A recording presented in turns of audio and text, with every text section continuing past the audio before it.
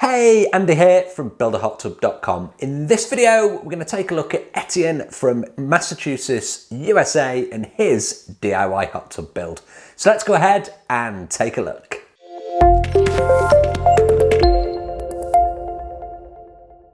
Okay, so I'm super excited to introduce a brand new project, and it's Etienne from Massachusetts, USA, and his DIY hot tub. Now, this is an infinity tub, and it's going to be a super exciting project, and this will be the first in what I'm sure will be a good series of videos documenting his journey along the way. Now, Etienne, like most of my customers, he got in touch via email, and that was back in May of 2024. And here's the email that he sent behind me. So you can see he's got an idea, he knows what he wants to do, and he's found my website, and then he's found me, and he's looking for my assistance to kind of bring his idea to life. So this process, it started in exactly the same way as pretty much them all do. We go forward and backwards on email with, you're thinking this, what about this? How do I achieve this? And then I look for things like, where's the control room going to be?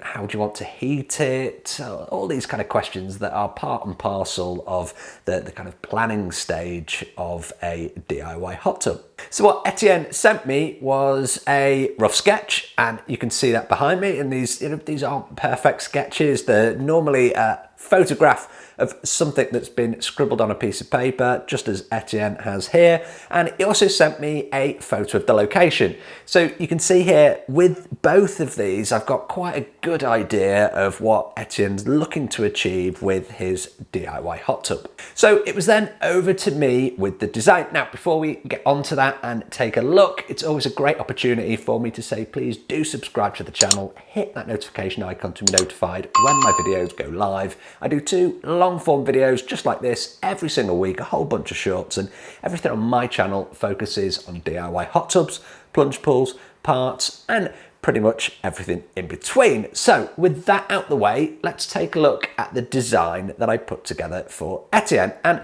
here it is behind me. You can see it's a infinity hot tub, and we're going to make use of that height difference that you saw in the image that Etienne shared with me. So what we're going to do is he's going to actually knock down a portion of that wall. He's going to then rebuild it, and it's going to look like it was part of it all along, but actually it's a proper reinforced wall that's going to go in there. He's going to have his jets in there, and he's going to have that infinity edge that he's going to be able to actually turn off, because with it being Massachusetts, the weathers are pretty brutal there. So in the winter, you really don't want an infinity edge hot tub running, because you've got a lot of chance that that water in the balance tank will actually freeze if you're not heating it all the time.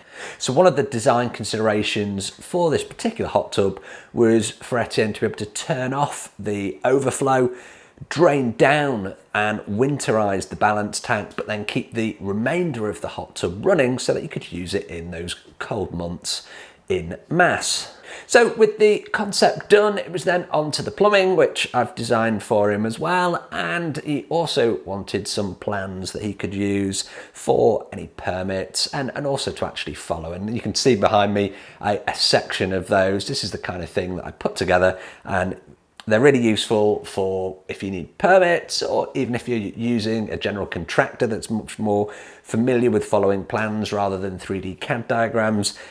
They're all part and parcel of that custom design package that Etienne purchased. So it was then time for me to supply some parts. So Etienne has ordered all the parts that he needed through me as well. And then, like everything, all of these projects start in exactly the same way, with a dig. And you can see behind me, this is how it started. Next steps were, of course, to put that base in. So you can see the guys there, they're forming up the base, ready to pour.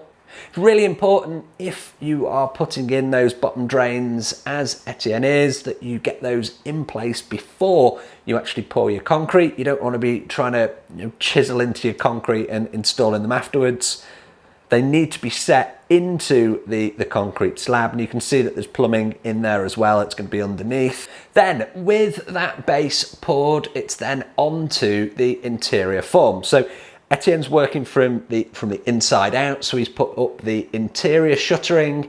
He's then got the rebar structure around those forms, and that's going to give him a really strong wall when he pours those concrete.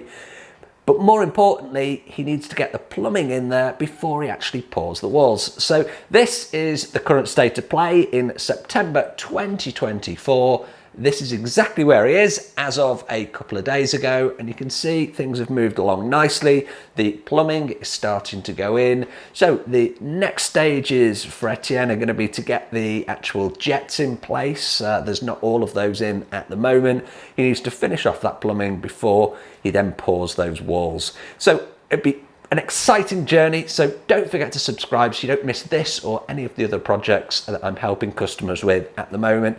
As always, I appreciate the view. Thanks ever so much for watching, and I will see you on the next video. If you've liked this video, please do like, share, and subscribe to the channel. I'll see you on the next video.